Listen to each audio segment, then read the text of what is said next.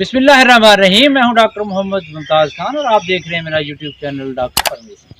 जिस तरह आप लोगों को पता है कि सेहत एक मुकम्मल जिस्मानी, रूहानी और आप कहें कि ओवरऑल जो है आपकी जो रूह है उसकी मुकम्मल तौर पर 100% जो है वो तंदुरुस्ती को कहते हैं।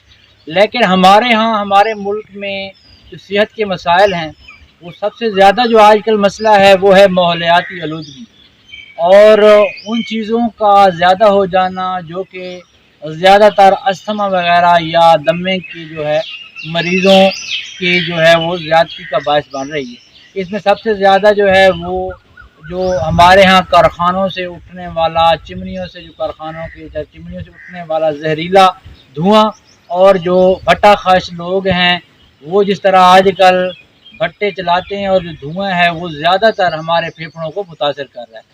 उसकी वजह से क्या हो रहा है, आए रोज़ दमा के मरीज़, सांस की तंगी के और इसके अलावा फेफड़ों में जो COPD के मरीज़ हैं उनकी जो है वो तादाद में इजाफ़ा हो रहा है। आप देख रहे हैं ये अल्हम्दुलिल्लाह जो देहात है या गांव है वो अभी तक भी जो है उस आलूदगी से बचे हुए हैं जो आलूदगी इस वक्त हमारे बड़े बड़े शहरों को इफ़ेक्ट कर रही है, जिसमें जो है वो ना सिर्फ जो इंडस्ट्रियां हैं वो हैं बल्कि जो ज़्यादातर हमारे यहाँ गाड़ियों का जो धुआं होता है वो भी ज़्यादातर लोगों को इफ़ेक्ट कर रहा है।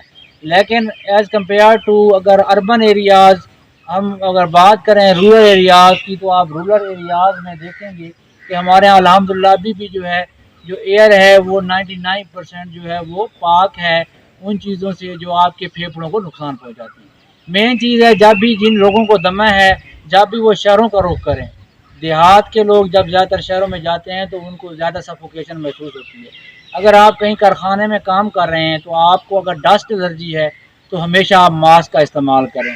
कुछ लोगों को फूड एलर्जी होती है और कुछ को पोलन एलर्जी होती है। जैसे कि हम इस्लामाबाद की बात करें तो वहाँ के ज़्यादातर लोगों को पोलन एलर्जी होती है। पोलन जो है ज़्यादातर पोलन दरख्त है तो दरख्त के जो है वो बीज वगैरह फूल होते हैं, उससे कुछ लोगों को एलर्जी होती है।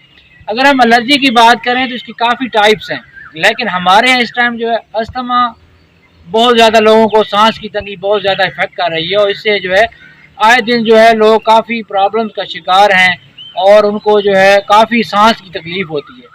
उनके लिए मेरा यही मशवरा है कि वो एक्सरसाइज को अपनी ज़िंदगी में ले आएँ, एक्सरसाइज करें और ज़्यादा है वो अपने आप को जो है धुएं और डस्ट और इस तरह की चीज़ों से बचाएं। उसके लिए